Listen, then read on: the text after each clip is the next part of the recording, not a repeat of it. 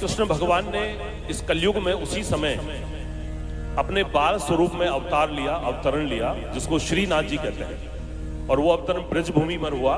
गोवर्धन पर्वत पर जो जतिपुरा गांव है, उसके ऊपर पहाड़ी पर वल्लभाचार्य माधवाचार्य जी के सानिध्य में भगवान ने श्रीनाथ जी के रूप में अवतरण लिया। और भगवान ने कहा कि जो मेरे द्वापर में 8 सखा थे, वही सखा अब दोबारा अवतरित हो गए हैं कलयुग में भी, और वो मेरी सेवा में आएंगे। इस तरह से वो 8 सखा आए और अष्ट आयाम की सेवा पूजा श्रीनाथ जी की तभी से शुरू हुई। हम मंगला आरती से लेके मंगला, श्रृंगार, भोग, और फिर श्रृंगार और शाम को संध्या और शयन आरती जो होती है, उसमें जो पद गाए जाते हैं, उसमें जो कीर्तन होता है, वो सब अष्ट सखा जो थे, उनको हिंदी साहित्य में अष्टछाप कवि भी कहा जाता है। ऐसे अष्टछाप कवि कलयुग में हुए।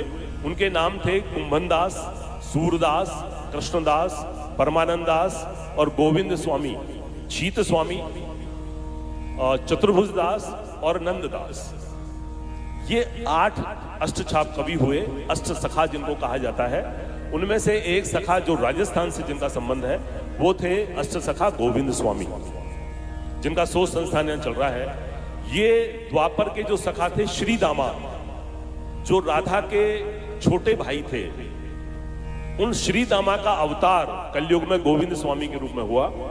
और ये अनवरत बहुत बड़े कीर्तनकार थे। तानसेन भी इनसे भक्ति संगीत सुनने आता था। अष्ट सखा गोविंद स्वामी जो थे, वो श्री दामा के अवतार थे। और कलयुग में अभी श्रीनाथ जी के साथ उन्होंने अवतार लिया। ऐसे सूरदास हुए और ये सब हुए। और सुखद बात यह है कि आज के वर्तमान के जो राजस्थान के मुख्यमंत्री हैं श्री भजन लाल जी शर्मा, उनका जन्म भी अटारी में हुआ। और वो भजन लाल जी अष्ट सखा गोविंद स्वामी जी की वंश परंपरा से ही आते हैं। गोविंद स्वामी जी अटारी के ही थे और अटारी में एक भव्य पैनोरमा बन रहा है।